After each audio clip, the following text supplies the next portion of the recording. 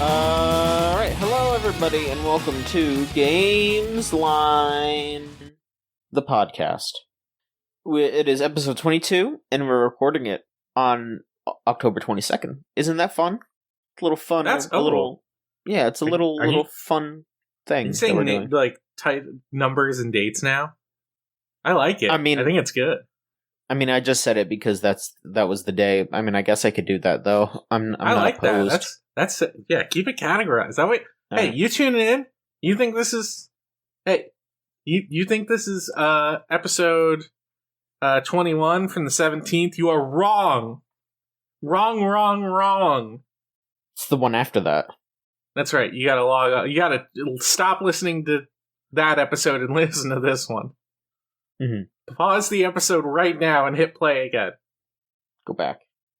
Right. So yeah, we're on this episode. I'm John. I'm hosting.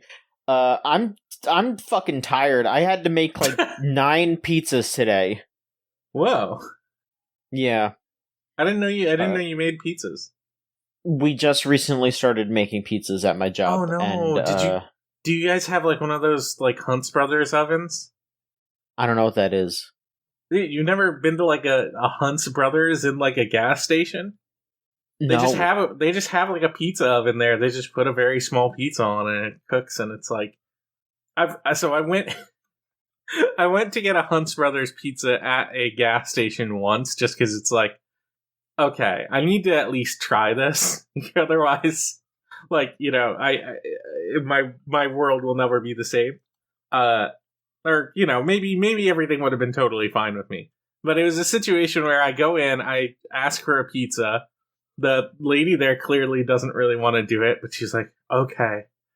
She makes the pizza. It takes like 15 minutes. So I just kind of have to stand around awkwardly at a gas station, just looking at stuff in the aisles, being like, oh, yeah, look at that. And then like other people are walking in and the entire place smells like pizza. And it's like it was one of the most like fundamentally embarrassing things I've ever like done.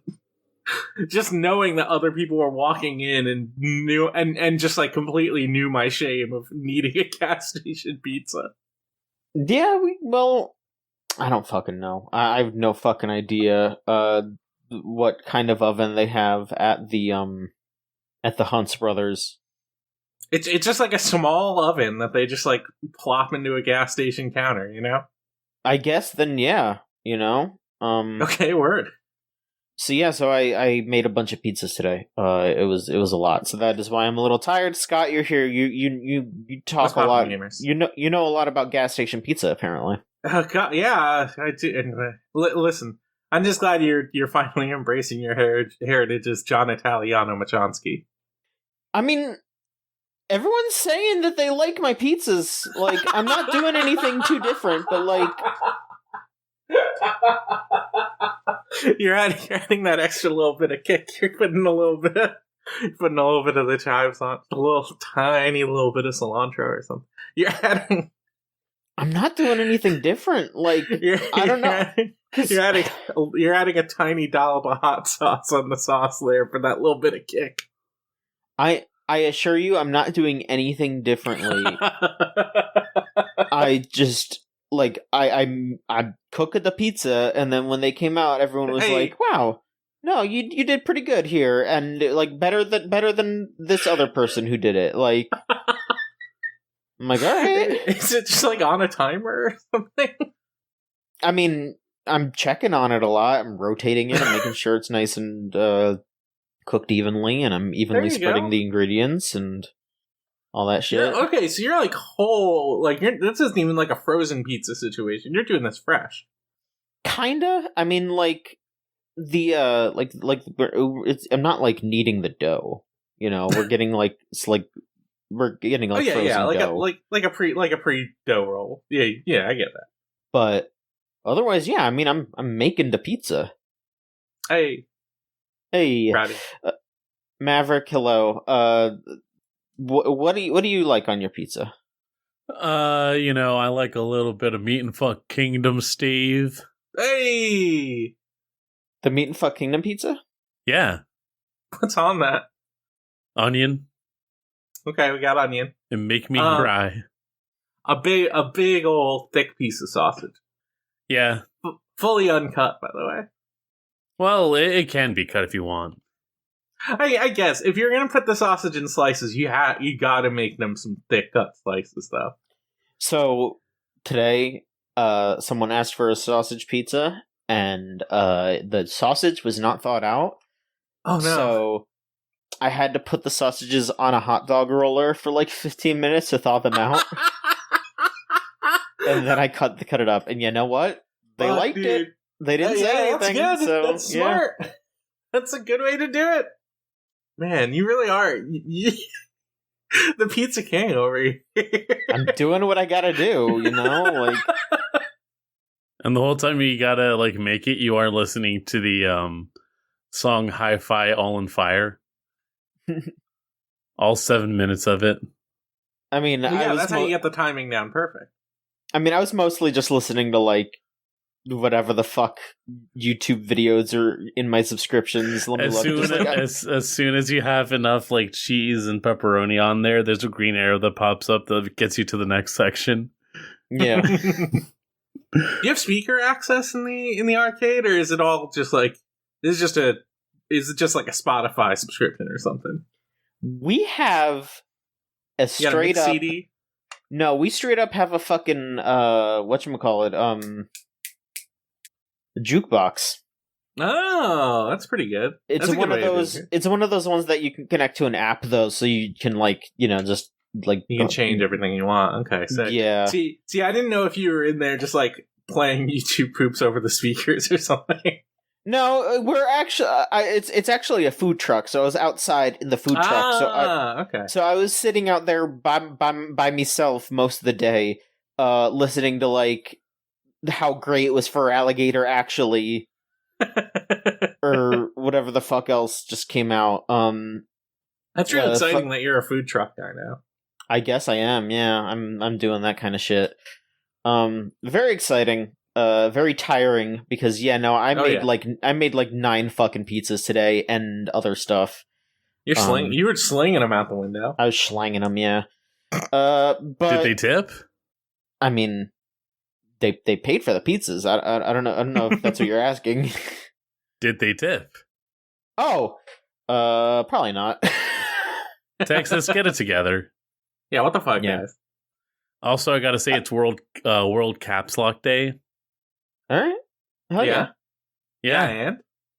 And? Just gotta say that. Imagine I'm saying this in caps lock. Oh, okay. Yeah. Texas, get it together.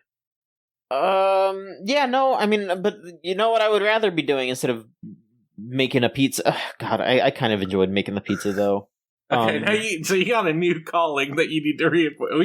We're making John Italiano a reality. Yeah, I don't know. I kind of liked making the pizza. I don't. The thing is I don't think I want to do it forever. But like, it was a nice change of pace. Like if this is just something that if I got to go out and cook stuff here and there, I'm okay with that. I'd rather do that than just like. Wipe down the arcade if the main thing that I think you've told us is one of the biggest like pet peeves about working at a place like you do, it is the fact that you are often expected to clean instead of leaning, even though on most days all you can do is lean. This is at least a way to remedy that to an extent. Yeah. I mean, I'm doing stuff. I'm cooking. Well, we're excited to get you into the bear-like scenario. If you have to do it on Tuesday, you do have to get yourself a Peppino cosplay. I'll see what I can do. Maybe I can get the store to pay for it, and I'll do it. But no, the gaming occurred. And gaming occurred for you all as well.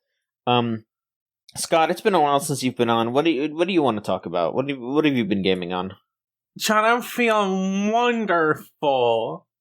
I'm so high up in the sky. I played a little game called Super Mario Wonder. Sorry.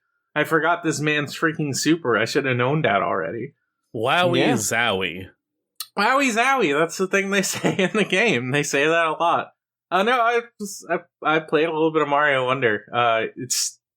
It's great. Genuinely, I think I'm trying not to oversell it too much because I think it's very easy to do that. Not only with Nintendo games, but like even with like Mario games as well. But this might be my favorite 2D Mario game since like Super Mario World. Like genuinely, I think it's like, I don't want to say like revolutionary for the formula, but it's like it's such a like breath of fresh air in such a like solid direction. Okay, let me try and break it down. Here's what I really like about Super Mario Wonder. It's just nice. It's just nice. Yeah. There's so many games right now that are like brutal killing, murder, death, and also it's a sad time. Some bad stuff's happening. So and also I'm not a fan generally of like cozy games necessarily. I feel like there's a sort of cottage industry around like cozy indie games where it feels like a lot of them are just kind of making the bare minimum of a game without really considering it, just hoping it'll sell on aesthetic, which I'm a little cynical about. I don't necessarily love that kind of thing, but but this is cozy in like the right way, where it's taking the Mario format. It's like it's incredibly sincere about it. It goes out of its way to make really clever, small mechanical references to earlier games, to like Super Mario 3, to like Super Mario World. I think those two are the biggest highlights of its inspiration. And also like I have to admit, I didn't really spend a lot of time with the new Super Mario World games. I played the one on the DS to completion. And I've checked out the other ones, but like, they didn't really maintain my attention so much. It seems like the online mode in this is a more refined version of the one in those games. No, it's like the exact way that it should be, and it is so crazy to me that there's a ton of people being like, "Oh my god, I can't believe that you're not bouncing into each other constantly." It's like, dude, that's cool. Yeah. Like it's nice that you're just able to interact with each other in this non-direct way, and like I one of the things that I saw immediately on Twitter was like people like directing other players towards secrets that they were having trouble finding. Like, that stuff's cute. Like, yeah, it's really nice. It's very much designed in order to be like cooperative friendly. It's a Strand game. Yeah, it legitimately is type game. No, like I do think there's an aspect of it where it would be nice if you could turn that like those sort of things on, just in case you like want to play with friends in a way that's like incredibly goofy. Like, oh, I want to jump on my friends and intentionally like knock them into pits and stuff. That would be fun. But you're limited to a like. I think the term for it is mingle player sort of thing, where it's like you're playing single player ostensibly, but you're doing it with other people.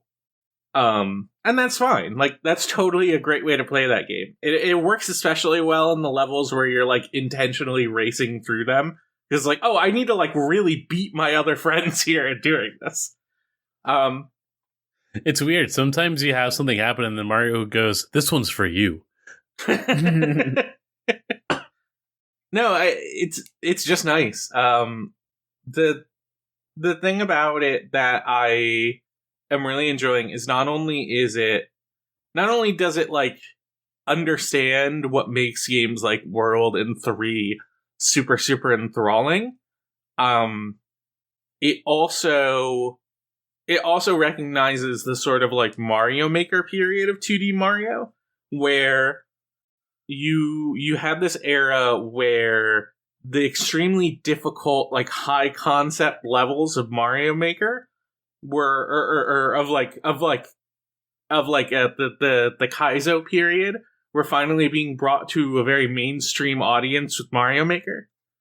So you have you suddenly have this small niche demographic of really hardcore Mario levels finally being embraced by a larger community of people. And the thing that Mario Wonder has learned from that is taking not only the really amazing levels of like spectacle that come with those kinds of levels, but also they have a very obvious difficulty meter of a level before you even go and hop into it. And 2, those 5-star difficulty levels, they are no joke. The first one I ever found, I hopped into it and I was like, you know what? I don't need to do this right now. This is not for me at the moment. I will come back to this when I have the energy to do it. And that's a very refreshing thing, is seeing these Mario games embrace this sort of like absurd level of difficulty that comes from the Kaizo Mario Maker generation, and really like try to embrace these new ideas in a way the series never has before. And that like previous Mario games have like had hard levels, but the level of difficulty and the level of execution always seems to have a like what's the best way of putting it? It seems to always have like enough leeway to make it not particularly difficult. And it's not like the difficulty levels are just like thrown in your way as like a roadblock or something. They're off to the side. Like they're in the special areas. They're there to challenge you if you want to do them. And that's what's nice. But yeah, it's just been really nice to just pick this game up and just genuinely really, really enjoy it. Like, nice. There's so much about it that feels like a real direct sequel to World in a way a lot of other Mario games haven't felt like. It's good. Yeah. Did you were you going to say something before? No. Okay. The Scott recommendation, Mario Wonder, throwing it out there. I'm liking a lot of the stuff in it. I like the badge system, which gives you like a different power up depending on what you want to use. One of the first one you get is a parachute, and the first time I used the parachute, I was like, "This is a game changer." Mario will never be the same. And then I get the second power up, which is just like a Mega Man X style like wall jump, and I'm like, "Oh yeah, no, this is way better. I don't need the parachute ever again. I'm good." And it's stuff like that down the line. There are other badges though that just like have different modifiers. Like you start a level with certain stuff, or one of the really interesting ones is a badge that adds a bunch of the exclamation point blocks from World, which is really interesting because some of it is simply like, adding a bunch of extra landmass to make like a lot of the more difficult platforming much easier. But it also just rapidly changes the layout of levels sometimes, and at other times it makes secrets just completely that were previously inaccessible completely accessible now. So it feels like they've really gone out of their way to make it so these levels are not just playable but also replayable in different permutations, and that's really interesting. The other thing about that too is there are two different types of characters. There's the character that is basically just that controls like Mario, obviously. And then the other one, which is the Yoshis, and also, what is the name? The little thief dude. Oh, Nabbit. Nabbit, yes. Everyone's favorite, Nabbit. Yes, you can be Nabbit or a Yoshi, and if you play as those, you, I believe you're invincible, but also you can't pick up power-ups. So it's like, it's a completely different way of playing those levels as well. It's interesting. I'm really astounded by the level of different things you can do with this. I've also toyed around with the settings, and it seems really easy to map the controls the way you want them to. One of the things I was really annoyed with is that the ground pound initially is mapped to just pushing down while you're jumping, and I'm like, ooh, that's making so many jumps way more annoying. I wish I could just map it to one of the buttons, and then one of the settings is just, you can just turn off the ground pound. It'll just be on a shoulder button. And it's like, oh, that's so nice. Thank you for thinking of me. Options are nice, It's nice. And the big thing, the big gimmick of this game is that every level has a, wonder flower, wonder seed, wonder flower. Wonder seed, yeah. Wonder seed is the reward. The thing you activate, I believe, is the flower. And what it does is it just completely changes the level. It adds a brand new mechanic you've never seen before until you actually go and find the reward. And those things have been a joy to find. They keep surprising me in ways I never would have expected.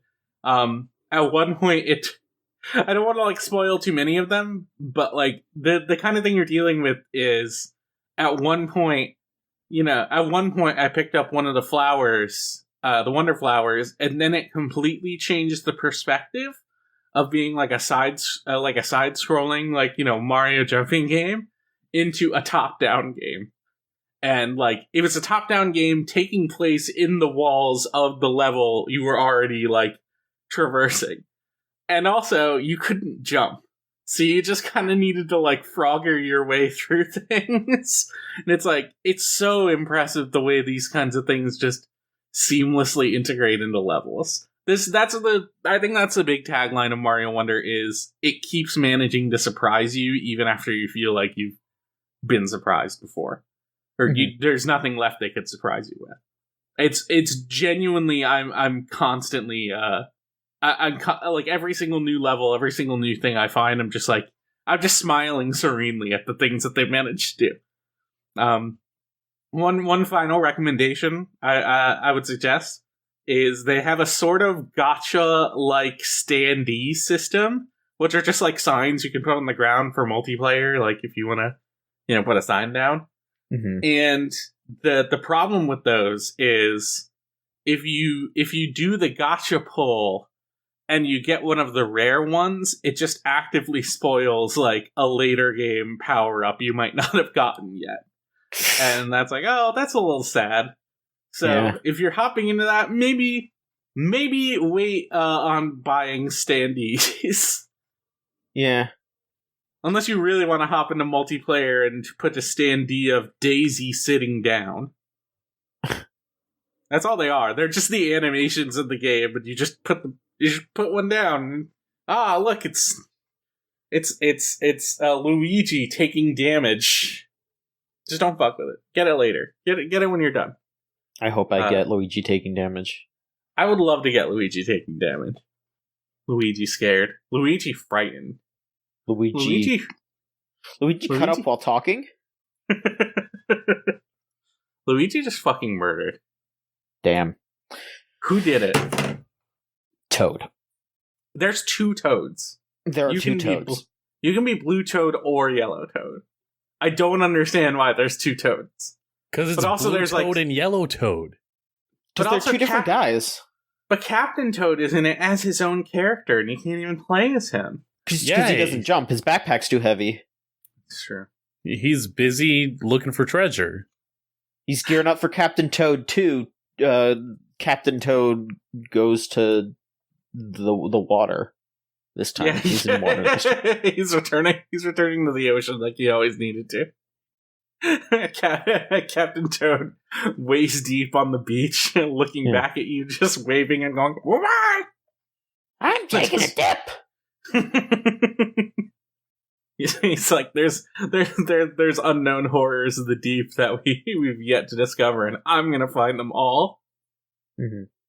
Maverick, how about you? What have you been playing? I played Redfall, and it still sucks. Yeah, it does. Fuck that game. Fuck that game. I just need to have it said. Redfall still fucking sucks. I'm mad about it because there was a real moment when I was playing it by myself after that first stream where I was like, this is kind of okay. This seems fine. I bet they could make some real, genuine improvements to it. And then they put out that patch. It's like, oh, it just seems like a bunch of really positive things. I bet, like, this game has really improved since the last time we played it. And then we played it, and it was, like, just as bad, if not worse, than last time? What happened? Yeah. For the people that didn't see, I guess, the stream or have yet to catch the VOD, like, I don't try to go into games already trying to be mad about it. I try to avoid the, it is a reason why I have yet to actually engage with Sonic 06 as a game, because I feel like I want to be in a headspace where I can actually try to meet it where it's at. You see plenty of stuff out there that goes in like, oh, this is the worst game ever. And it's like, I bet it feels weird to play. And then you see other stuff where it's like, hey, Sonic 06 is actually good. And it's like... They're insane. They're lying to you. They're being facetious on purpose. No. In that they have actually learned how to play the game. And they have learned to actually meet the game where it's at in order to become endeared to what is going on. Frankly, I do not have the patience to do that. But I do have the patience to at least see what a game is presenting to me and try to meet it where it's at. I don't want... AVGN works because of the fact that it is a filmmaker actively looking into this concept of what if there was just a guy really disillusioned with the stuff that he grew up with. Mm-hmm. And that, I think, is a good vehicle to create an entire, franchise out of. Or at the very least, have a foundation. Everything else that is derivative of that fails to see what makes the original work, I would say. Or at least figures out how to make it its own thing over time. Or it gets really racist, neither here nor there. To certain games critiquers, quote-unquote, that live in the New York area that rhyme with Ron Rafari. Damn. Fucking piece of shit. Anyway, Redfall. Redfall makes me throw strays because of how bad I hate it. You were so mad when we were playing. Here's the thing. I have not played anything out that that team has put out. So, I have yet to play Dishonored. I have yet to play... Oh, no. That's so sad. And here's the thing. Dishonored and Prey are, And even, Deathloop, they're all fun games. Deathloop, I don't hear anything bad necessarily about the gameplay as much as I hear about the story. Or, there's one way that you kind of, end up doing the gameplay, is what I hear. But it's still something to check out, at least. I've got Dishonored down. I've had multiple opportunities to have access to Dishonored, and I have those opportunities now. It's a matter of getting to it. And you know what? All that's going to do is probably going to make me hate Redfall even more. Yeah, it's the kind of thing where it's a studio that has sort of revolutionized the immersive sim in a way that it has really made it a very a really contemporary genre staple. You know what I mean? They're not the most deep im-sims out there, but they really made it palatable for a AAA audience. You know what I mean? Right. And the way they do it is they try to make the gameplay aspect of it, the combat aspect, so way more interesting than they have any right to be.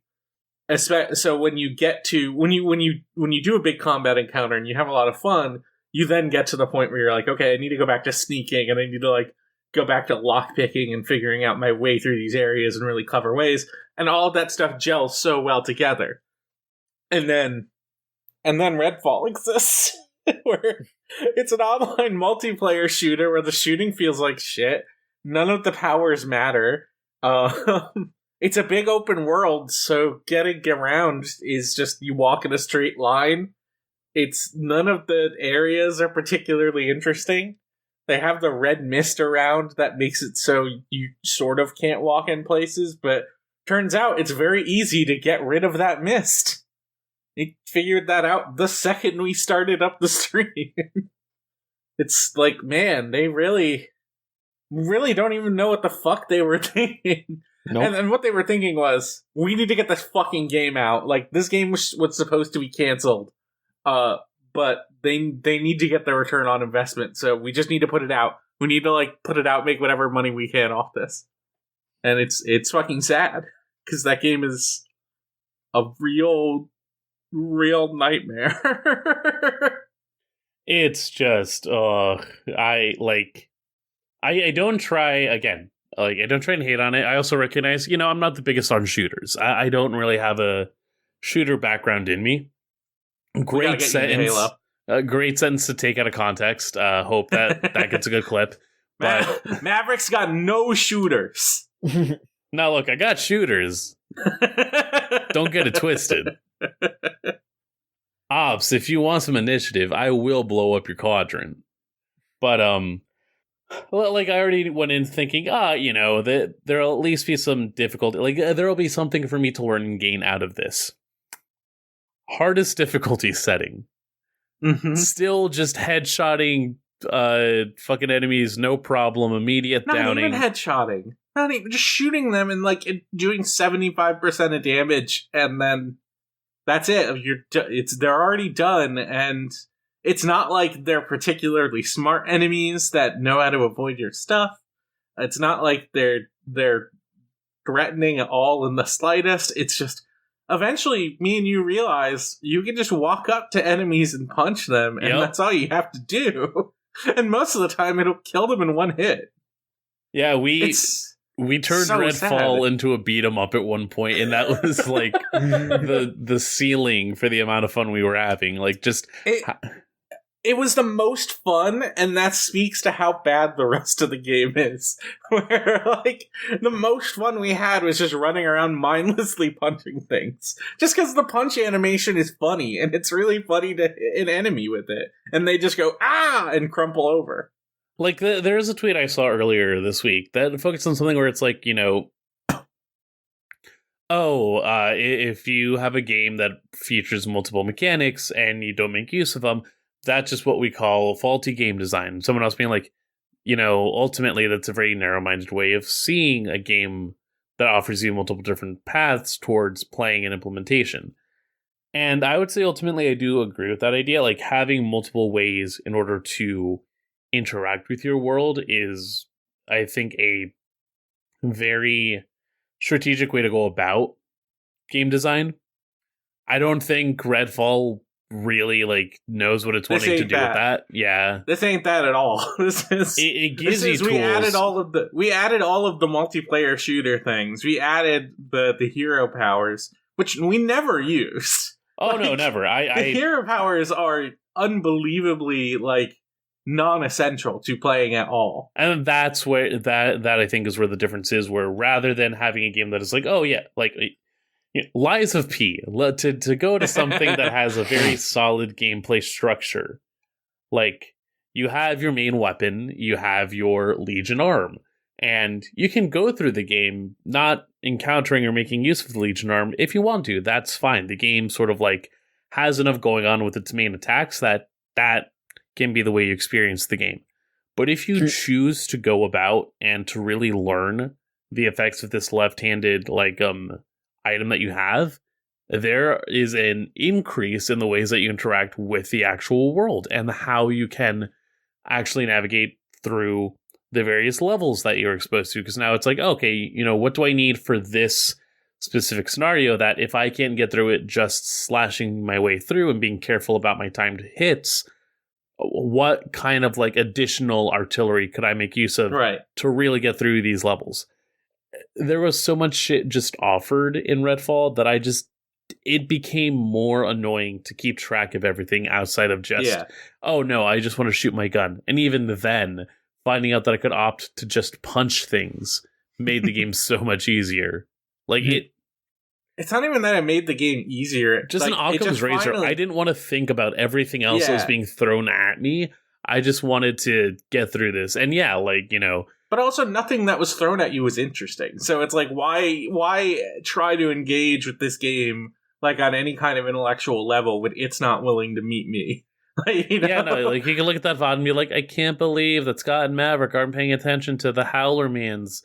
Hollow Man, the Hollow Man's story, and it's like, if you fucked up putting James fucking Urbaniak in your game, and it takes me middle through our VOD to notice that he is in this goddamn game, you fucked up.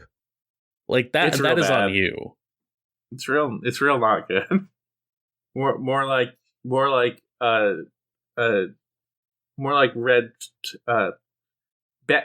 bad fall. Yeah, that's it. More like bad fall. 'Cause it stinks. Who fucking came up with this crap? Somebody did. Great. Wonderful. Get ready for your favorite Redfall heroes in Overwatch 2. Finally. They're back, and they're pissed. Pardon me for exterminating vampires? There was a moment where I genuinely just started calling the vampires zombies at one point, and it wasn't like a joke or anything. It's like, oh, I forgot this is a game where I'm fighting vampires. It's just like, this is how mindless this is. I think I started that. Well, did you? I feel like it was me. I feel like I feel like we both take the blame. My brain shut off to the concept of vampires entirely, even though we were invaded by Dracula. We were invaded by Dracula. That was another highlight. See, he was the only thing keeping us going. Y'all, I just played more Fate Samurai Remnant. I don't know anything about this game. I've seen on the podcast docket that you talked about it like the last 2 episodes. Because I'm trying to 100% it. And okay. I got the first ending, and I have to do the New Game Plus run to get the other ending. Which shouldn't be that long because I did do all the quests, and since it's New Game Plus, I just have all my levels and everything, so I don't gotta worry about that. But yeah, you're in a fun little sandwich where it's like you went from Solon, who knows jack shit about Fate, to Rose, where you just, the two of you had like the Fate hour, to Scott and I, where I will admit I know jack shit about Fate. I only know as much about Fate as I need to in order to put wrestlers into a video game. Look, I'm going to be completely honest. I do not want to go through the introductory course again. I'm sorry. No, it's okay. I know that people die when they are killed. They do.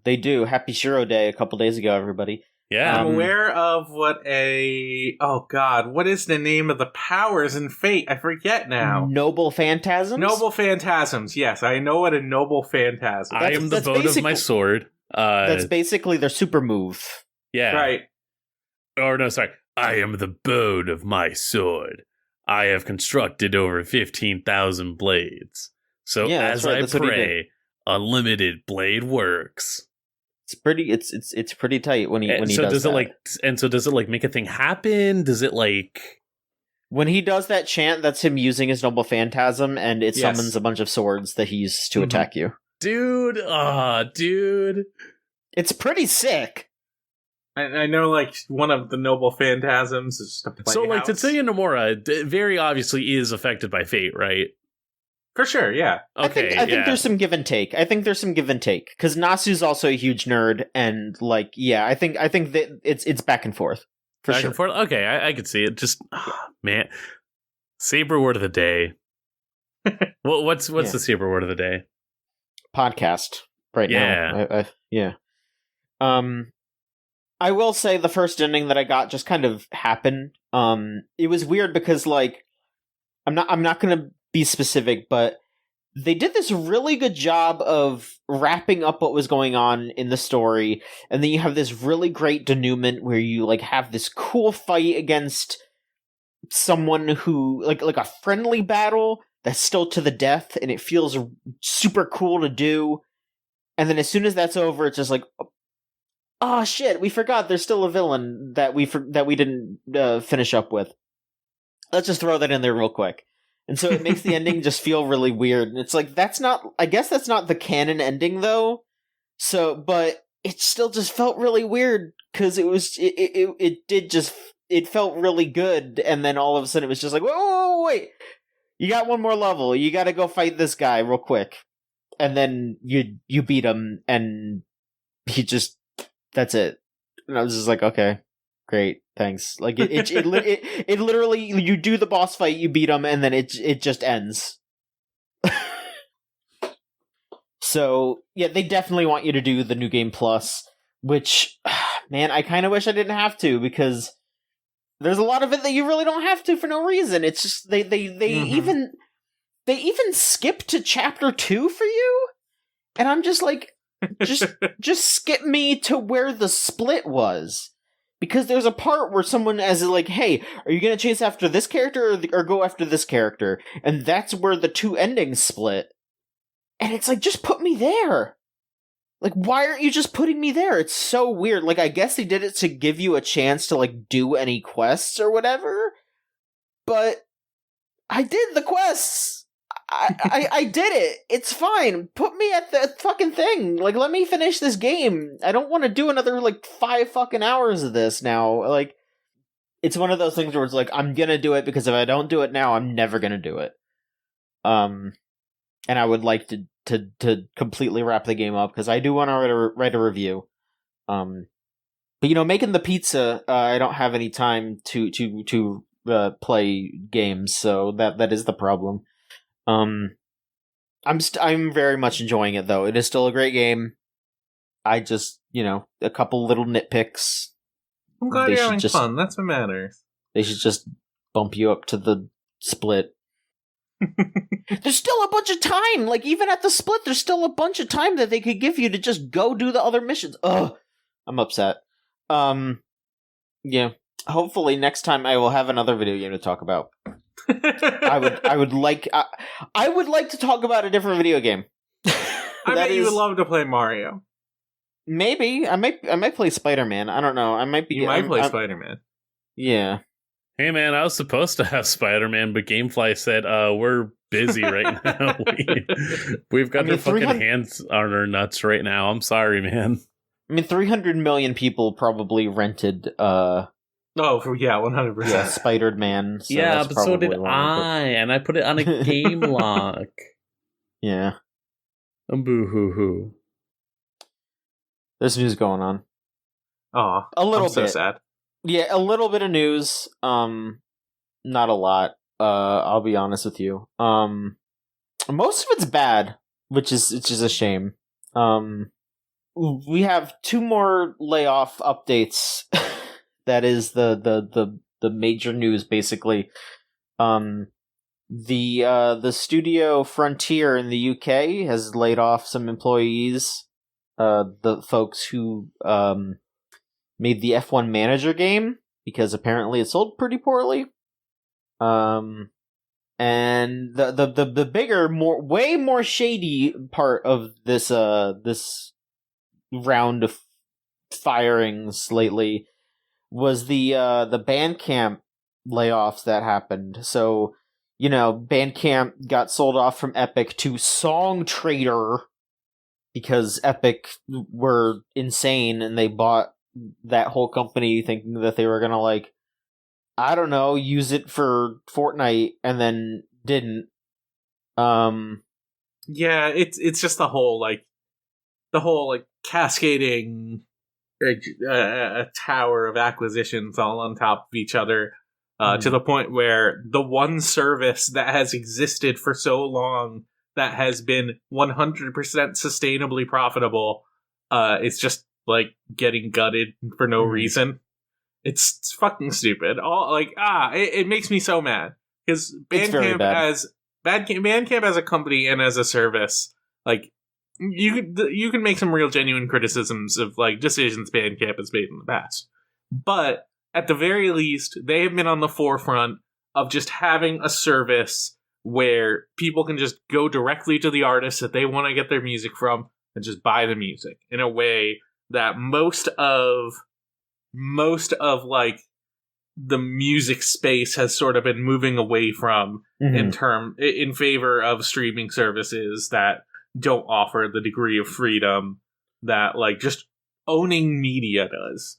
And that's really fucking sad, because Bandcamp feels like a real last bastion in a way.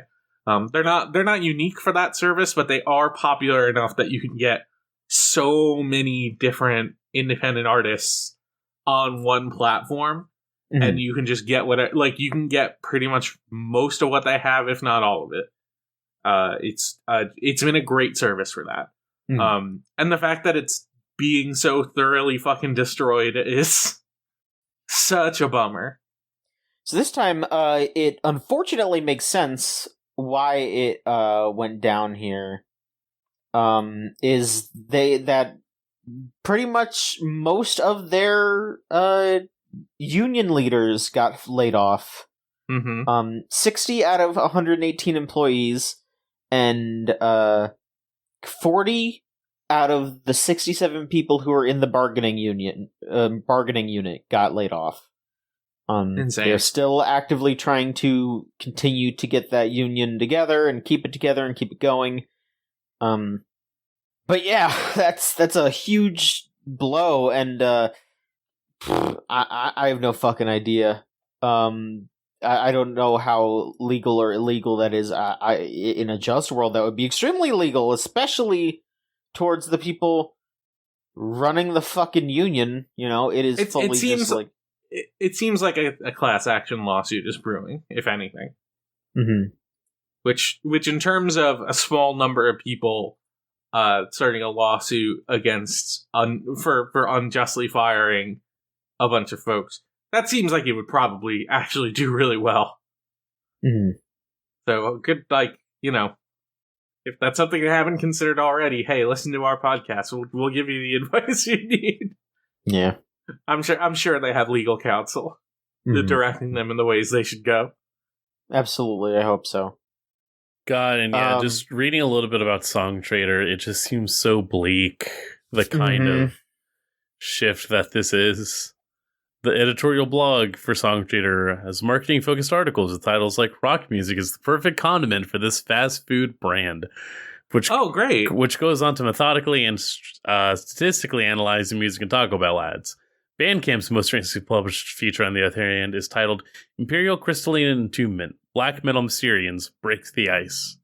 Like, it is so big of a divide to see where these two spheres are. And, like, Bandcamp is not perfect in the way that it has things set up. Ultimately, it is still a middleman software of sorts, where part of its cut comes from what artists are able to get as a result. I've seen some people argue about that and how streaming might be a means to at least not have to compart stuff that way. But at the same time, it's just like, people like to have an actual means of owning their music, especially now as it becomes more frightening to think about how exactly digital means of music are affordable. Like, I don't know, I think about, like, just this past week, I've been able to see one of my favorite bands who started off having a lot of stuff on Bandcamp, having a lot of their stuff sourced through there, and then eventually, like, hop on over to, getting the Spotify, Apple Music routine, and all that has been, if only, like, profitable for the fact that they've been able to get a, like, strong word of mouth, but also strong just presence where they are not making Bad Bunny numbers, of course, but it is at least enough that, like, touring is a comfortable opportunity.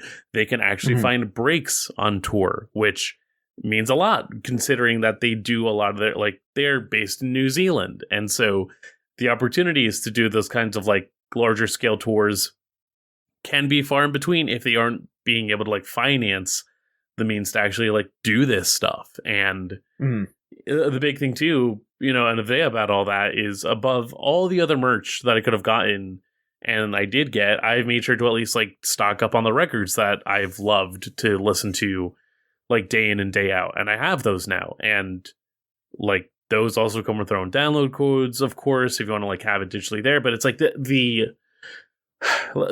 is something about just owning your media and having the ability to say, I, am someone that chose to really, like, provide an opportunity for my favorite artist. And I say that having, like, a lot of friends who are involved in the music industry, like the very local music scene here, at least in Brooklyn. And it's like, yeah, none of them are, or rather, not every one of them is going to go to itch.io and learn how to use like the music player there in order to get their stuff streaming.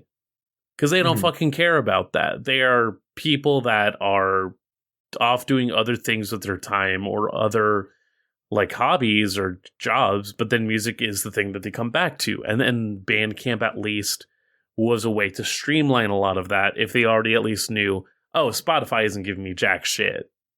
But I at least know somebody like every other Friday could get me $1 and I'll keep that $1 for my music. Or like what, you're gonna put shit on SoundCloud? Yeah, it's a huge shame. I really hope that something good comes of this. Like, I mean, like Bandcamp on its own is not is not a unique service. It's not a unique idea. Like other people have direct like there are like direct music selling like platforms similar to Bandcamp, and I'm sure whatever becomes the next big profitable one of those is going to do pretty well. Because that would be it's nice. Like the best case scenario is they don't touch Bandcamp and just kind of let it continue to work on its own, which would be kind of insane because you laid off so many of the people that actively made it work the way it was supposed to. But hopefully they just kind of don't touch it, kind of similar to the way Automatic is like tried not to touch Tumblr too much because they recognize like they can make it work the way they need it to just by like making a few minor changes, selling ads where they can, and it won't cost them that much money. Yeah, let's just keep our fingers crossed and hopefully things turn upwards. Let's see here. All right, there's one last bit of news here. I will be honest with you. I chose to talk about this because I thought it would be funny that we don't know what the fuck. You're talking about the Final Fantasy XIV stuff? That's right. Do you want to save that for the end? Why? I don't know. I wanted to talk about other stuff. I mean, sure. I mean, I was just gonna do the news and then we it's can talk however about you want to do it. Yeah, that's fine. All right. Yeah, let's just okay. I just thought it would be funny that we tried to talk about what's going on with this because none of us know what the fuck. So here, news to me that they do have multiple fan festivals a year. I didn't know that. I thought there was one, but I guess that's just the one that the people I know went to because that was the one in America. So they went to that one. Yeah, finding out that there were other fan fests that take place in other regions that also seem important, update-wise. I don't know. A lot of big things are happening in Final Fantasy XIV. They announced a new job, the Viper. It's got 2 swords. 2 swords that can turn into a staff. Bro. My man got fucking Darth Maul power. He's freaking pulling out 2 swords. He's swinging them around. He turned him into one big one. He's got the Rakia for real. Apparently, it is based on Zidane from Final Fantasy IX. You know what? He does got 2 daggers, and he does get a twin blade. So true.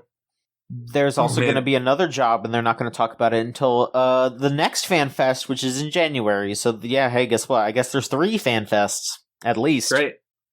They talk about... think it'll be a tank. It says it's a ranged DPS, so... Oh, well. Yeah, get fucked, man. Yeah, no, fuck me. I don't know what all the Final Fantasy XIV classes are. What do we have? Okay. Let me just look up Final Fantasy XIV classes. Apparently, Viper is the first one that is not based on an old Final Fantasy job. So, yeah, that was a real interesting thing to see. They just kind of took this like weird Dexy rogue kind of thing, and we're like, I'm freaking gonna slash a whole bunch. I don't know. Okay, I'm looking at all of the classes. Mm-hmm. We've got 4 tanks, 4 healers, 3 range physical DPS, 4 magic range DPS, and 5 melee DPS. This is what did this one say again? This is a ranged caster DPS, so most likely magic. Yes. The caster DPSs are Black Mage, Summoner, Red Mage, Blue Mage. What could they possibly add to that? I think I saw people on Twitter saying that it was probably going to be like Beastmaster, so it's probably going to be Beastmaster. Yeah. That would be kind of fucking sick. Look, damn. You make me catch Pokemon creatures in a game. That's kind of fun, you know. Like they should add the guy from that one Final Fantasy anime who had a gun that he had to put like magic crystals into to shoot elements out. You get a magic gun guy. They already have a magic gun guy, but that's your tank, if I remember right. The Gunbreaker? Yeah, that's a guy who has a gun blade. Isn't there a guy that just has like gun?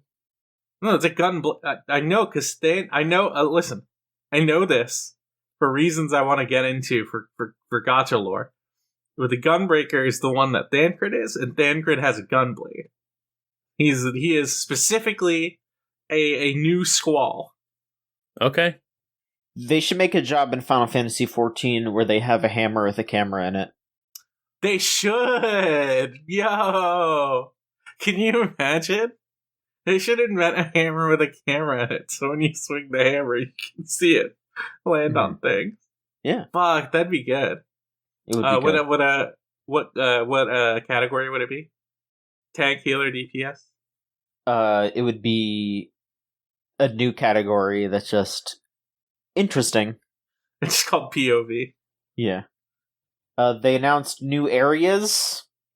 One of them's like a jungle, and the other one is an arid region with deserts. Mm-hmm. They also said that there's a new allied tribe called Moblins, and they just look like goblins. They have Moblins in this game? Well, they're just like the goblins that they have in Final Fantasy, except they have blue outfits. They have Moblins. Okay, no, that's fair. No, that's cool. Skilled gatherers and traders. Sure. They love to gather. I love to gather shit, honestly, so that's pretty cool. They talked about one of the new bosses, who's a big mech called the Eliminator.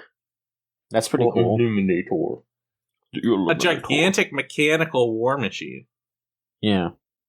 They got new raids. Okay, hold on.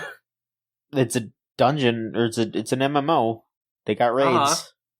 Well, I'm just looking at what it's called here. Now, I don't go here, but this is, as far as I can tell, this does appear to be some sort of collab raid in alliance with Final Fantasy XI. Yeah, a game that somehow still exists. They're doing a crossover thing with 11. I did also see that they're like gonna put Final Fantasy 16 stuff in there. So, you know. Fair. They like to make references to their old games. Oh no, that's what Final Fantasy XIV is. It's every game. Yeah. It's all of them. They put them all in. It's just very funny that they're bringing the other MMO that for some reason people still play. Yeah. I don't know. It's strange. What a weird thing to do. I just like I'm trying to imagine the FF11 guy seeing this and going, "Oh fuck yes, dude!" Oh, not just that. Oh my god, you can do Fall Guys in Final Fantasy XIV now. Yeah, you sure can. Mm-hmm. There's also the Final Fantasy 16 crossover. It's not even just like, oh, you get like some items or whatever. No, Clive is going to be there. You're going to team up with Clive. That's pretty exciting. You get to hang out with Clive and you get to fight Ifrit. Mm-hmm. And that's not part of the 11 crossover. This is that's the 16 one. That's something completely separate. And it also says that there is a new limited job, which I don't know what the fuck that means. Exclusive set of quests and content separate from regular jobs. The only limited job Final Fantasy XIV has is Blue Mage. Mm-hmm.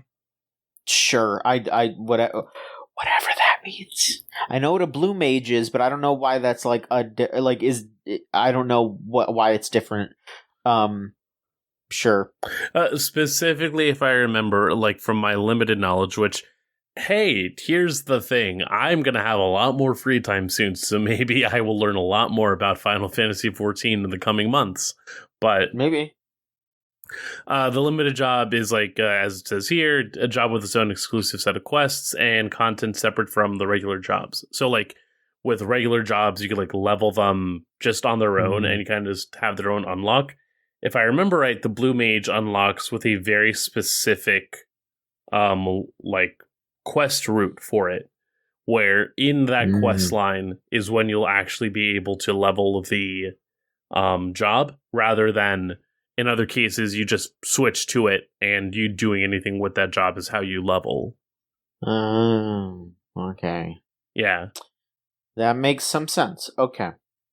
And then, there's going to be the Xbox version. They have an open beta sometime in January. Sony in the dirt. Sony's PlayStation fucking dead. They're done for. It's over. But yeah, there's the Final Fantasy XIV update for y'all. I'm sure that there's a lot more stuff that I didn't talk about because it wasn't on this Windows Central article.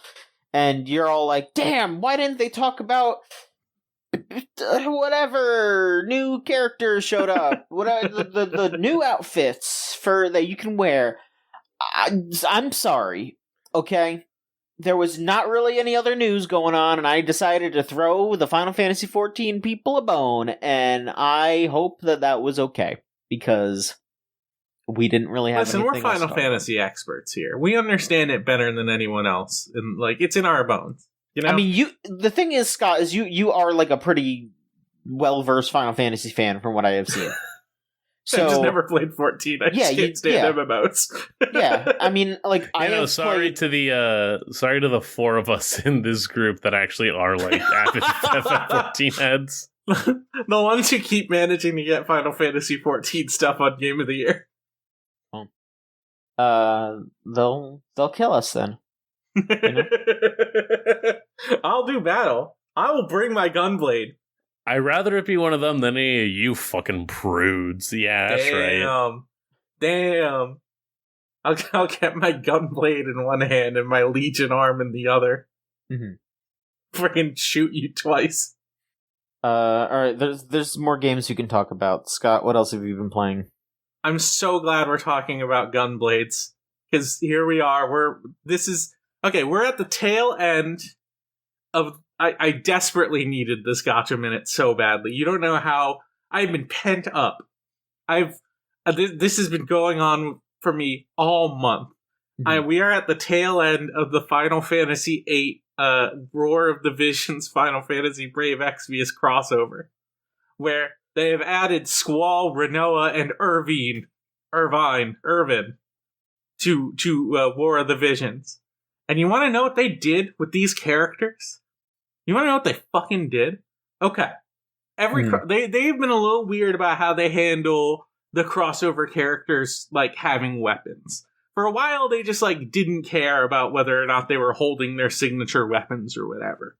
And that's fine. Because it's like, you know, I think, like, the beauty of a gacha game like this is being able to get Cloud and then, like, giving him a different, like, great sword other than the Buster sword. Like, I can give him the sword that's just a big ball of energy. And that's fun. I like that. You should be able to do that with Cloud all the time. What they have decided... with the last few collabs they have done, they have made it so you can't change the appearance of any of the weapons for crossover characters. Which, again, okay, understand it, respect it. You know, they had to make a new boomerang weapon class for both Hope from Final Fantasy XIII and Yuffie in 7, and they only added 2 of them, which is just their 2 like shurikens, their boomerangs, and you can't give them to each other. You know, that's fine. That's fine. Maybe you shouldn't give Hope a shuriken. It's fine. Maybe he does get a silly little boomerang that he throws. We don't need to worry about it too much. But the first crossover collab thing they ever did was a collab with Final Fantasy XIV. It started with the global launch of the game. Mm-hmm. And one of those characters, as I mentioned before, is Thancred,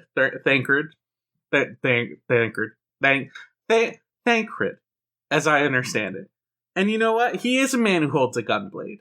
And the weirdness about, like, him being a gunblade guy is that the one gunblade in the game that he can use was classified as a sword, and it was the only weapon he could use, period, at all.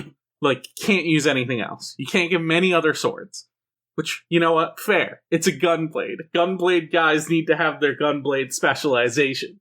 I respect it. But you could give that gunblade to other sword guys. Fine, too. You know, be silly with it. That's good. I like that. So, with this inclusion of Final Fantasy VIII, we have now reached the terminus of you can have a second gunblade in this game. What are you going to do with it? And you know what they decided to do? Not only did they not make a second specialized gunblade that Thancred can use, they've instead added simply another sword. And this sword is not the gunblade that Squall uses in Final Fantasy VIII in, like, you know, his like starting gunblade, the one that's in the cutscene of him and Cypher swinging their gunblades at each other, the fucking sickest part of that game, you know? It is his ultimate weapon, which is just a big blue piece of shit. It looks dumb as fuck. let me show you a picture. I'll take a look. Let's see. Let me find an image of it. This is what it looks like. Can I just grab a image address? There we go. This is what it looks like. It looks silly as fuck.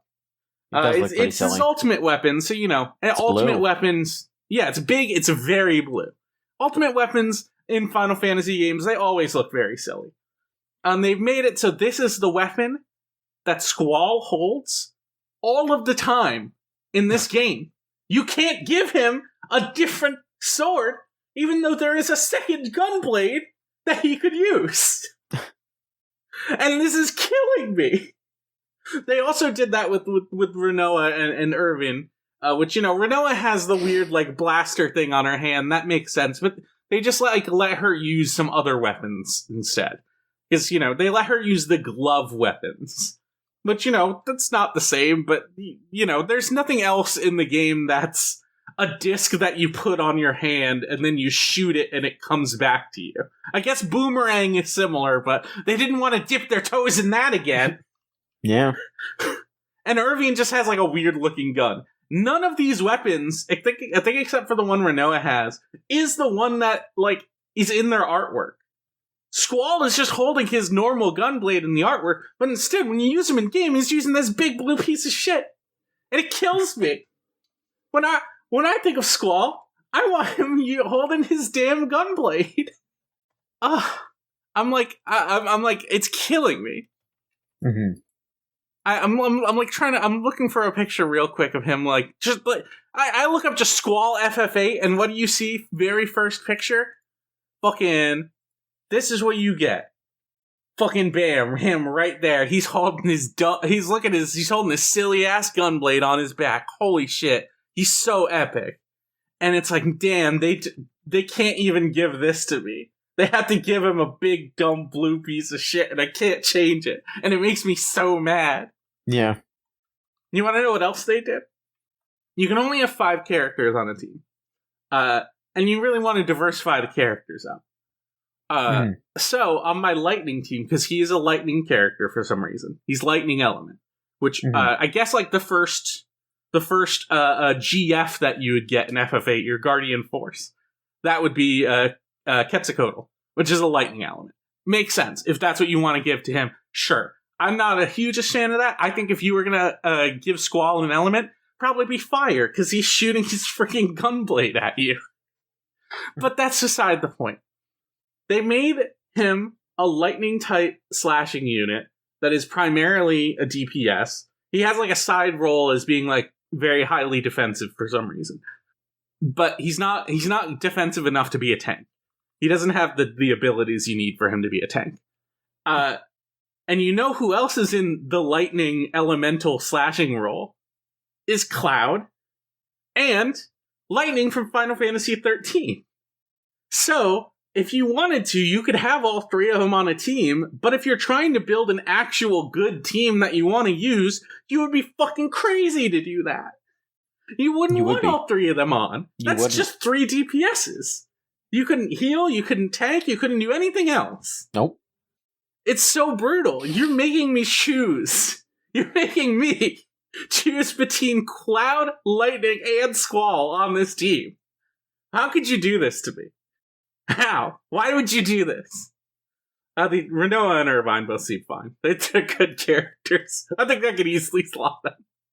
I could put Irvine on Irvine on a team with Sephiroth, and that will be good.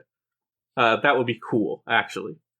Yeah. But Squall, they have brutalized.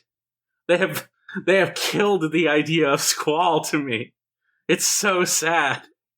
Why would they do this to my boy? Anyways, that's what I've been repressing this entire month.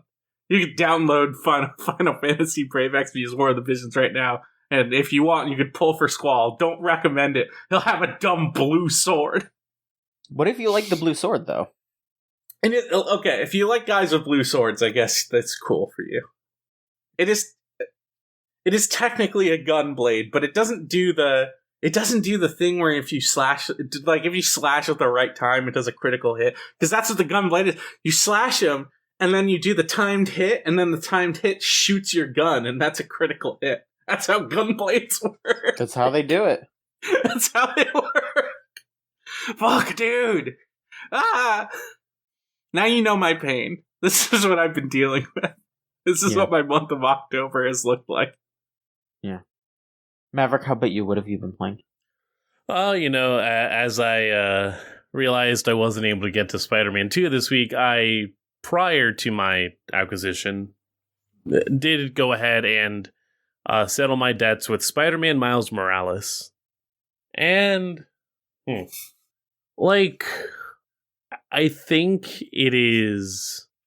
I'm trying to think about my actual thoughts on the game, where overall I could see it as a good landing piece on where you would want to take the Insomniac series, and furthermore, that style of action game where it overall was pretty routine, I would say, but I also don't think the Arkham series of combat is necessarily needing to be different, or I feel like if I'm looking for more challenge in that style of gameplay, I'm already actively looking into another kind of game entirely. I kind of resigned to the idea that these are made more with the intent of the median gamer.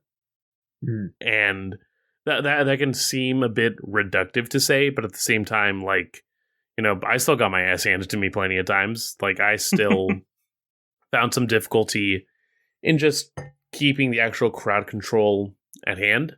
But other than that, I think it was nice to give, from the story perspective, Miles a lot more focus, having something more aligned with this new character that we're setting up, especially now that Spider-Man 2 is settling on both characters at the same time.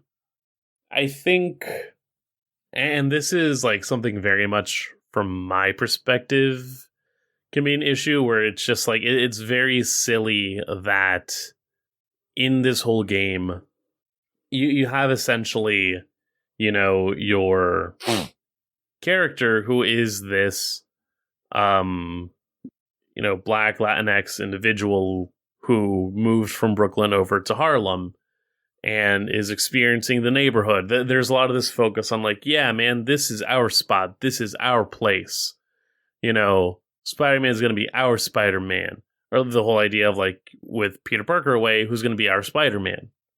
Miles sort of taking up this mantle as a means of just figuring out this time while that he's the only one that's really on call. And between that, you also have the big plot being that there's this private military company with an Elon Musk type that's sort of like providing this potential new energy source.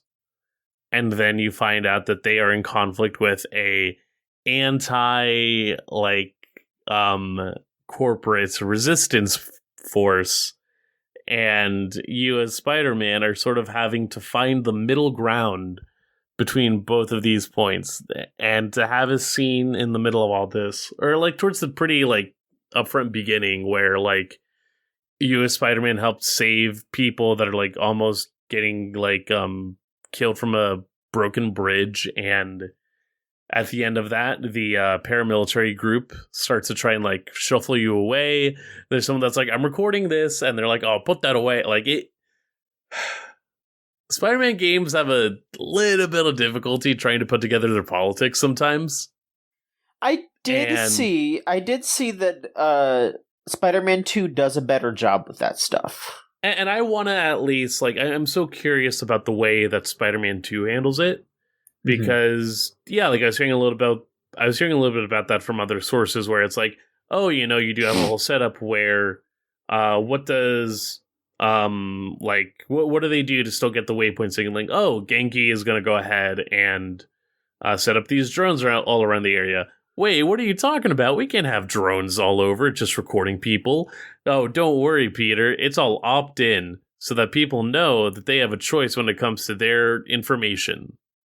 And, like, I don't necessarily... I don't want to try and roll my eyes at it, because if anything, again, like, how many people are actually playing these games versus, like, 99% of what I've played this year, probably, right? Like, this is probably the first time that specific, like, populations or, like, samples of the actual general populace who buy this game are probably being like enunciated by, oh, what is like opt-in services? What are these like relationships that Peter's having with the police force and whatever else? And I want to at least see a little bit more of that before I really go in on the way that I might be doing it, and whether or not there is a sense of naivete that is going along with how it presents its stuff. For Miles Morales, at least, I think there is definitely an issue of just the way that it tries to, I guess, like, figure out how to present a story for Miles that isn't already being told in other spots, or isn't something that is, like, having to sit on a very specific model of what Miles can be. Like, I think Spider-Verse at this point has done a really good job of at least showcasing, like, oh yeah, who is, you know, Miles Morales in regard to other people, in regard to how he views himself. And I cannot speak on all of the ways that Miles faces discrimination or just like different sets of pressure put upon him. But there's something about this game being so outwardly, I guess, like, focus on this idea of being a great version of yourself that can feel a little bit hollow at times. And again, it really just strikes into that general idea that, like, you know, you are able to beat up the paramilitary. Like, you're able to have these little missions where they are ultimately getting, you know, their asses handed to them as you go about. Towards the end of the game, they are less ambiguous about this being, like, the enemy for you to beat versus the, versus that resistance group. And Miles is more so having this conflict of, like, well, there's got to be another way that I can do this outside of just having the both of you go at it. And again, I don't know. It just feels like it's a game that weirdly dates itself the more the time goes on, especially as I just play it in regard to current events that are happening. Sure doesn't date itself in relation to The Last of Us Part 2. Damn. Yep. Say that much. Yeah. But no, like, again, it's curious because I don't think it's necessarily doing anything bad, but in its attempts to try and course correct, and genuinely it feels like there's an attempt to try and do better from what the game before it was doing, and I still don't think that is necessarily a bad game. Like, I still had a lot of fun with it. Here, at least, it's just like how, like, I'm at least curious to see what exactly 2 does differently at this point. Mm-hmm. So here's hoping to get that soon so I can get a shot at that. Yeah? Can't wait. Is there anything else y'all want to talk about, or should we just hit the questions? I would love to ask you some questions. Are you asking me questions that you have, or are you asking questions that the fine listeners? I was just gonna do the questions. Okay, go ahead. Go ahead. You can do it. If you want to ask questions, you can always send them to gamesline.tumblr.com/ask. Sound a lot like Anonymous, who asks, what Mario power would you want to use most in your daily life? Now, I don't know all of the Super Mario Wonder powers. I'm holding off. I want to see them as they come. I want Wonder to wash over me. But they do introduce the elephant. First chance they get. That is just the first power-up, is you do become a big elephant. And I don't know if I would want the elephant, because I'm already a big man. I don't think... I would be a little surprised to see what elephant form would look like there. Maybe it would just give me a trunk and that's it. And maybe that would be okay. Maybe that's all I need. But I do think they should turn other people into elephants. And that's probably what I would use it for. Slip them a little bit of the elephant apple, I think it is. It's like a fruit. It's like a weird looking apple fruit or something. Strange. Mm-hmm. John, would you use the fire flower to cook pizzas better? No. I thought about it for a little bit right now, and I remember that there's like that bee outfit. You can just fly with that. I would be like, I just want to like that. That seems nice, because my first thought was just using the propeller hat from like New Super Mario Brothers Wii, but then it's like, man, I bet that would make you real fucking dizzy. It's like, so it'll like get uncalibrated so easily. Absolutely, yeah. I do not want a Yarf. Similar idea, but I'd probably go for like the Tanuki, or not the Tanuki suit, the just the leaf or like the cape. You want to glide? I want to glide. I want to just like soar through the air. Something that I will say in the middle of everyone going on about Spider-Man 2, where it's like, oh man, all of these glide suit things, why don't you just zip through webs? And it's like, you're not wrong, but as somebody who's lived in this city for 8 goddamn years, any sort of transit or travel that is not just being locked to the ground feels like a joy. So shut the fuck up. One of the cool things I heard about Spider-Man 2, by the way, is there are settings to adjust the web slinging in terms of like there's like a general like accessibility, like, you know, easy mode for web slinging. You know, don't even think about it. But there's a slider to adjust how difficult you want it to be, and one of the things is you can just pop it all the way down to the bottom.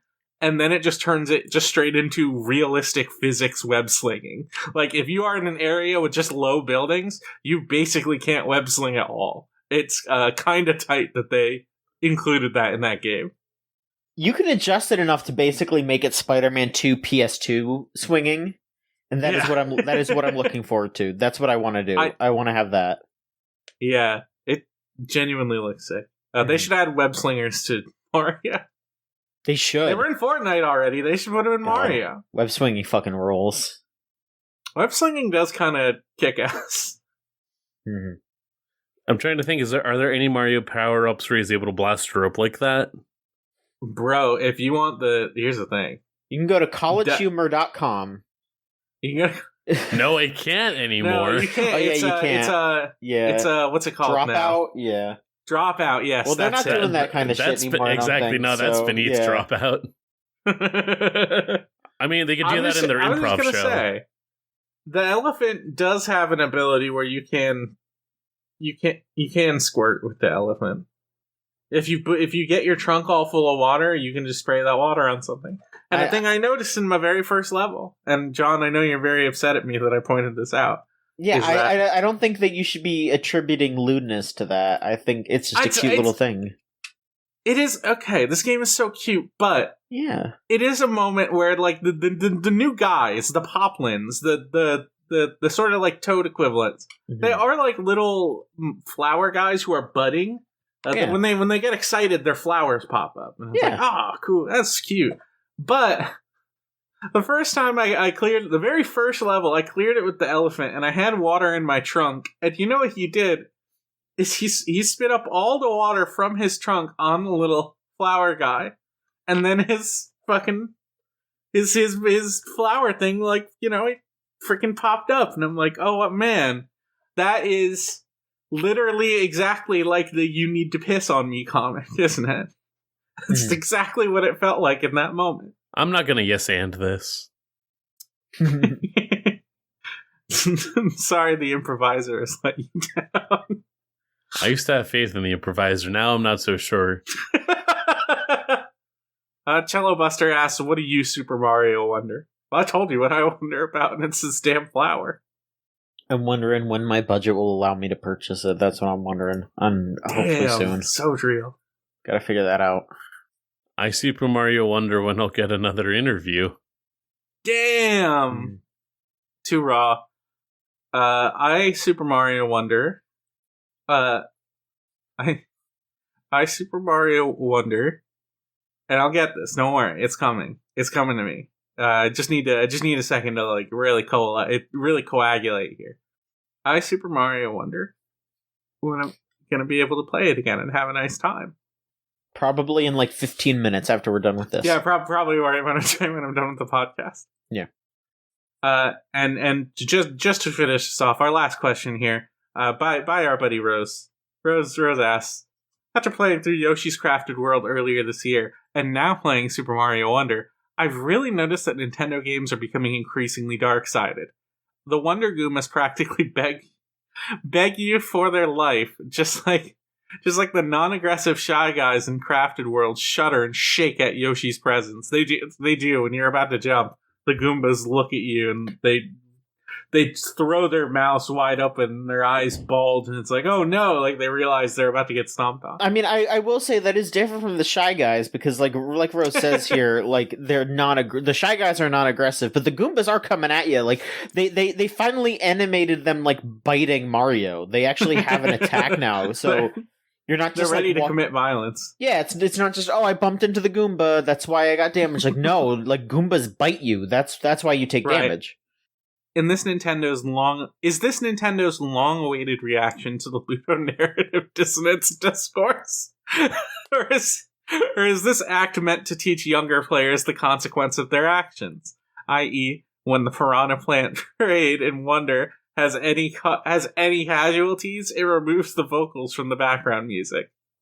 Is Nintendo finally teaching children about death? I think so. I think it's time to have everyone understand that death is an extremely large change, and choosing to be the arbiter of death is fucked up. It is kind of it's very funny to equate this just kind of mentally with like those Flash games that are like Mario goes fucking nuts and goes on, like they give him a shotgun and he goes on a killing spree. But no, I wonder, oh man, is that going to be one of the Wonder levels? Maybe. Oh man, they should do that. They should give him a shotgun and he runs and he like hyper realistically kills Goombas who are running away from him. Oh man, that's beautiful. They do have an enemy, I think it's a new enemy, but they're like these squirrel-looking enemies, and when they see you, they shoot a projectile at you, and then they run away. And they are looking back at you, and you are chasing them. They are not happy about the circumstances that they're in. So there is a sort of, I don't want to say dark-sidedness. I think there's an obvious, just to be incredibly sincere here, I do think there's an obvious play at, like, you know, trying to cartoonify the violence of a Mario game, the abstract, the horridness of the atrocities that he commits. But you know, it's trying to make it a little more playful. I think in a way that largely works. Like Like, the first Goomba that you see is just peacefully sleeping, and then you go and kill it, and then the flower next to you is like, oh, you just killed that guy. Huh. Mm-hmm. Well, alright. It's like, it's obviously addressing that in some form, but it's not using it as a commentary. It's not using it as a critique. It's not here to condemn Mario and his actions. But it is, I think it does sort of create a sort of a helpful push and pull, I don't think when you defeat an enemy in Mario, you kill them, even though they do explode and they cease to exist. But to me, it's the same kind of abstraction as when a Pokemon gets KO'd.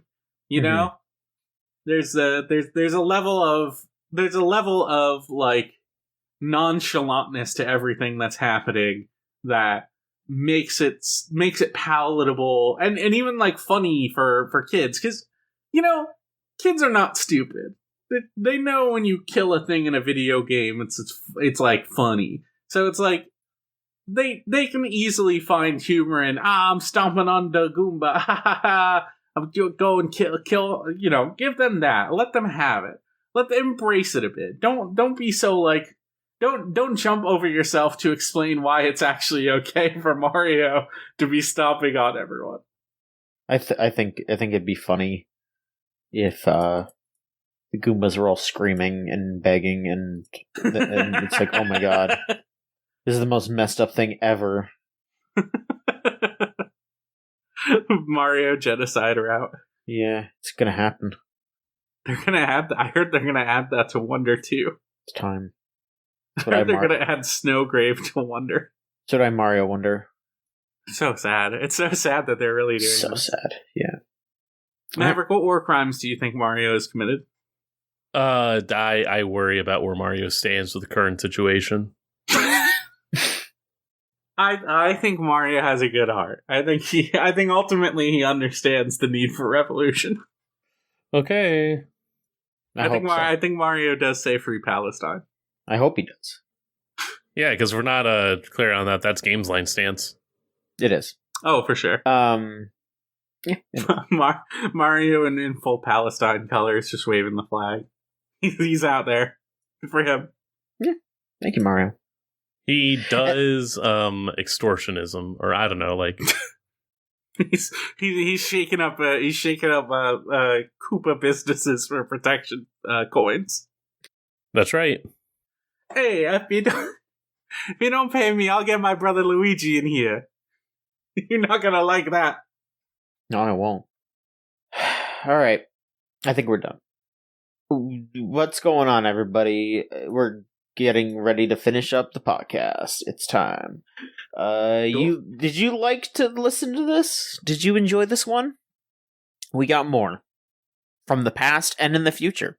You can go to gamesline.net, and then you can listen to old ones, and then get ready for the new one when it comes out.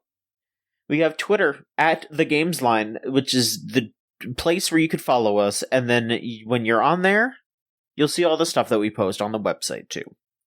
Tumblr, gamesline.tumblr.com, and if you put a /ask at the end, questions will be sent. From you, hopefully. You can get our real Mario opinions on whether or not he's a murderer. That's true, you can do that. Send us questions about death, anger, Mario, Princess Peach. If you remember that old Rise of the Mushroom Kingdom Flash animation. Facebook.com/Gamesline. If you want to see this content on Facebook, you can do so. YouTube.com/@TheGamesline. You have to put the @ symbol in there. If you don't, it doesn't bring you to the page. It has to have the @ symbol and then the Gamesline. You have to type that in for YouTube. So fucked up. It's so fucked up. And then our Twitch is twitch.tv/GameslineTV. There will be streams. You know what we're doing? Fucking this weekend. What? Resident Evil 2. It's happening. Me and Solon, we're going to be co-streaming a 2-day marathon where we're going to play routes A and B of Resident Evil 2. So Solon's never played it before. This is a game that I have a lot of knowledge on. So let's just say we put some variables in place to sort of even the odds to see who's win out on this game first. Which version are we gonna play? Tune in to find out. Ooh. Turn in to found out. Yeah, turn in to found out. You can go to patreon.com/gamesline and give us $3 a month, and you will gain access to our anime podcast, Unlimited Real Works, which Maverick and I do with Rose and LV. It's been a hot minute since we did an episode. It has not lined up, but when we record next, we're going to be talking about Rascal Does Not Dream of Bunny Girl Senpai. I'm excited to record that episode, I'll tell you that much. Yeah. Oh my god, I'm so happy. And you can go to our Discord, which is thegamezone.zone. If you type that into a web browser, it'll bring you straight there. And you can come join us and talk about Super Mario. Hello, Mario. I can't make any promises, but who knows? Maybe if you join, Mario will be there himself. You can ask him some questions. We're trying to get Mario on the podcast. We're trying really hard to get Mario on the podcast. He's just so busy. He is not answering our emails. It's gotta just be because he's busy. It's not, he's not trying to... he's not two-timing us. It's just... I don't want to commit. That's what I heard, Mario. Yeah, not a surprise. And thank you to Melt.Channel/Magic Circuit for our theme song Crush off of the album Magic is Real. For now, as hopefully to continue in the future, you can go to meltchannel.bandcamp.com or magic-circuit.bandcamp.com. You can also just go to magiccircuit.com. There you go. That always works. You can find their stuff there. That's good. Oh, That's yeah. good. I did also recently check Magic Circuit out at a show here. Mm-hmm. Nice. Yeah, it was really fun. That's good. And that's it. Let me see here. Scott, where can people find you online? I'm FKA Socks on Twitter, FKA Socks on Blue Sky. Games slid on me on Blue Sky, but you can still search FKA Socks. FKA Socks on Tumblr. We have the Lies of P spoiler cast that I'm slowly working my way through. I'm doing a bad job of editing that in a timely fashion, but I will try to get it done within, if not this week, then next week. And also, not committing to a specific date yet, but we are talking about doing an Extra Life stream as early as game day on November 4th. So we're scheduling that, figuring out what we want to do. Might delay that, not sure. Just letting people know that is at least on our brains. That's in our mind. The main reason I want to delay that at the very least is because we're doing Resident Evil this weekend, and then next weekend doing Extra Life. It's like marathon and then marathon. It's like, oh boy, that sounds like a heavy task. But you know what? I might just be committed to that. We'll see. We're planning that out. We'll have more details at least by next week. All right. Well, Maverick, where can people find you? People can find me on Twitter over at Maverick Drifter, and that's about it mainly. I got other stuff, but as always, until that's dead in the ground, that's where I'm posting. Yeah. And you can find me at JOHN_MICHONSKI on Twitter. Again, yeah, same thing. I'm on other things, but I'm not using them that much. And thank you so much for listening, everybody. We will be back next week with another episode of the Gamesline podcast. Thank you so much. Have a good one. Chugga chugga.